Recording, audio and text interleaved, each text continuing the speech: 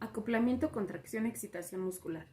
La motricidad es un atributo esencial de los organismos vivos que pueden expresarse desde el transporte intracelular de partículas al movimiento de contracción de la célula muscular. En el ser humano, de acuerdo a la morfología, se puede clasificar el tejido muscular en el músculo esquelético o estriado, que se dedica al trabajo mecánico, el músculo liso, que se dedica al movimiento de las paredes de los órganos huecos, el músculo cardíaco, que está dedicado al movimiento del corazón. El músculo esquelético o estriado es un conjunto de fibras musculares hacinadas rodeadas por una membrana plasmática o sarcolema. Las fibras musculares van a estar compuestas por sarcolema, sarcoplasma, retículo sarcoplasmático, miofibrillas, miofilamentos gruesos, que es la miosina, miofilamentos delgados, que es la actina, y el sarcómero. El sarcoplasma es un fluido intracelular que tiene un sistema membranoso formado por estructuras tubulares y cisternas que se denomina retículo sarcoplásmico. El sarcoplasma contiene enzimas glucolíticas, compuestos energéticos como ATP y fosfato de creatina y otros metabolitos como ADP, AMP, fosfato, aminoácidos y electrolitos. El sarcómero es la unidad básica funcional repetida. Los sarcómeros están separados unos de otros por las líneas Z. En cada sarcómero se distinguen dos zonas, la banda A y las bandas I. Dentro de las bandas A hay una zona central más clara que se denomina zona H. Banda A, banda compuesta por filamentos gruesos de miosina y parte de los filamentos finos de actina. Banda I, banda compuesta por los filamentos finos de actina. Cuando el músculo se contrae, la zona H y las bandas I se acortan. Propiedades de los filamentos. La miosina es una proteína de peso molecular elevado y que el microscopio electrónico se observa que tiene forma de varilla con dos cabezas globulares. Está constituida por dos cadenas polipeptídicas grandes, que se conocen como cadenas pesadas, y otras cuatro menores de menor tamaño, no idénticas, que se denominan cadenas ligeras. Las cadenas pesadas están desarrolladas de forma de alfa hélice a lo largo de casi toda su longitud. Sus funciones bioquímicas más importantes son hidrolizar el ATP para obtener energía para la contracción muscular.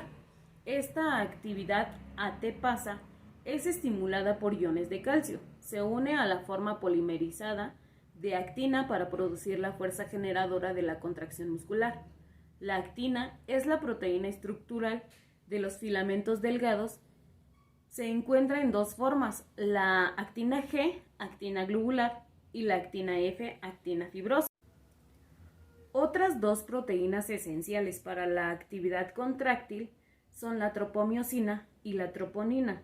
La troponina se divide en troponina C, que es la unidad con afinidad por calcio, troponina I, que inhibe AT-pasa de la actomiosina, y la troponina T, que une el complejo de troponina a la tropomiosina.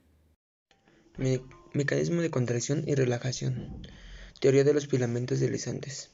El mecanismo de contracción consiste en un interdeslizamiento de los filamentos delgados y gruesos para que produzcan el acortamiento de sarcómeros. El acortamiento se realiza en movimiento de la cabeza de miosina del filamento grueso que se acoplan al delgado, y por cambio de su posición tiran el filamento delgado hacia adentro del sarcómero para deslizarse de él. Ese proceso se repite en muchas cabezas de miosinas hasta que se consigue una contracción. La energía de este proceso procede de la energía del ATP, que está ligado a la cabeza de la miosina. La energía libre de la hidrólisis del ATP se conserva en virtud de un cambio de conformación en la cabeza de la miosina, capaz de mover la actina. La contracción de las fibras de los músculos se desencadena llega un potencial de acción de la motoneurona, liberación de la transmisión de acetilcolina en piel terminal, se abren los canales de sodio por la acetilcolina y se hace un potencial de placas neuromuscular. se propaga el potencial de acción, hay una liberación de calcio desde las ciertas terminales del retículo sarcoplasmático. El calcio se difunde a los filamentos e hace una combinación de calcio con complejo tropomina y tropomiosina, descubriéndolo así los sitios de la unión de actina. Se hace la formación de enlaces actina-miosina, deslizamiento de filamentos y acordamiento de sarcómero. En cuanto finaliza la despolarización de la membrana de la fibra muscular, la concentración de sodio 2 en el citoplasma desciende rápidamente. La contracción de la fibra muscular se extiende y comienza una relajación. La disminución del calcio se produce por una parte por no liberar más calcio del retículo sarcoplasmático de las fibras de los músculos del esqueleto, y por otra parte el calcio se bombea para que vuelva al retículo sarcoplasmático por medio del calcio ATP y pasa por consumo del ATP. La contracción de los músculos lisos y cardíaco. En músculo liso no hay troponina y la actividad contráctil es regular directamente por el filamento grueso, la miosina. El proceso de regulación implica la fosforilación reversible de las cadenas ligeras de la miosina por un enzima denominado quinasa de la cadena ligera de la miosina.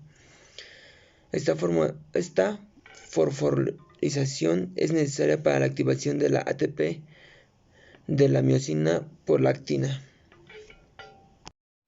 La MLCK se activa por iones de calcio en presencia de la calmodulina, una proteína que se une al calcio y que modifica su estructura.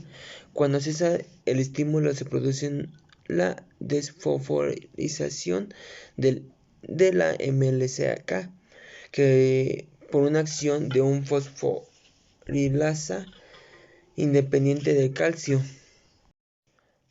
La relajación es más lenta que el músculo estriado, ya que el proceso de desfosforilación transcurre a menor velocidad en el descenso de los niveles sarcoplasmáticos de calcio en el músculo esquelético. La concentración del músculo liso está modulada por la adrenalina y otras hormonas betas adrenergéticas. La adrenalina pone en función la cascada de la adenilato ciclasa con el aumento simultáneo de niveles de AMPC. Cuando se encuentra fosforilada la MLCK, su finalidad por el complejo sea del calcio, calmodulina, disminuye y se estabiliza la forma inactiva del MLCK, por lo que disminuye la proporción de la miosina fosforilada del músculo, lo que origina su relajación. El músculo cardíaco, el sistema principal de estimulación de la contracción es el calcio y las proteínas tropomilasas y troponina. La contracción de las células cardíacas se produce por la despolarización de las membranas celulares, como ocurría en el músculo esquelético. La valoración de potencial de la membrana provoca la apertura de los canales de sodio, potasio y de calcio para que estos elementos pasen del retículo endoplasmático y tubular del citoplasma. Los músculos esqueléticos se especializan en la realización del trabajo mecánico y constituyen alrededor de la mitad de la masa corporal. Por lo tanto, van a consumir grandes cantidades de energía. Las fuentes principales que aportan ATP para la contracción muscular van a ser las moléculas de glucosa que provienen de su reserva de glucógeno y del torrente sanguíneo, los ácidos grasos del tejido adiposo y los cuerpos cetónicos del hígado. Durante el ayuno y la inanición prolongada, parte de las proteínas de los músculos esqueléticos se van a degradar para proporcionar aminoácidos al hígado para la gluconeogénesis. A diferencia del músculo esquelético, el músculo cardíaco debe contraerse con continuidad para mantener un flujo sanguíneo por todo el cuerpo. Para mantener esta operación continua, el músculo cardíaco va a utilizar la glucosa y los ácidos grasos.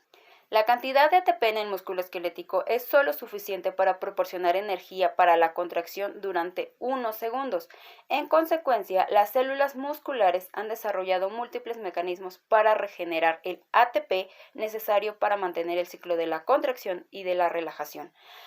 El primero sería mediante la glucólisis, utilizando glucosa en la sangre o glucógeno muscular. El segundo mediante la fosforilación oxidativa, el tercero a partir del fosfato de creatina y el cuarto a partir de 2 moléculas de ADP en una reacción catalizada por adenililcinasa. Dicho esto, también podemos decir que hay diferentes tipos de fibras en el músculo esquelético. El tipo 1, que va a ser la de contracción lenta, que su vía de obtención de energía va a ser oxidativa, y el tipo 2, que va a ser de contracción rápida y su vía de obtención de energía va a ser glucolítica.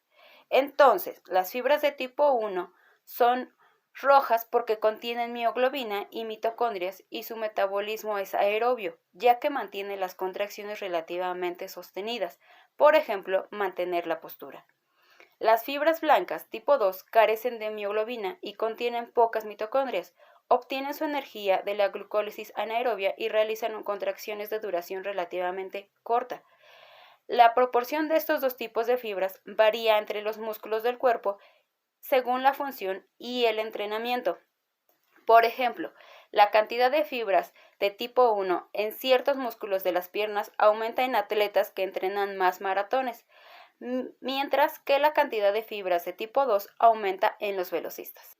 Entonces, las fibras de tipo 1 dependen en gran medida del metabolismo aeróbico para regenerar el ATP, mientras que las fibras de tipo 2 dependen de fuentes independientes de oxígeno, como el fosfato de creatina.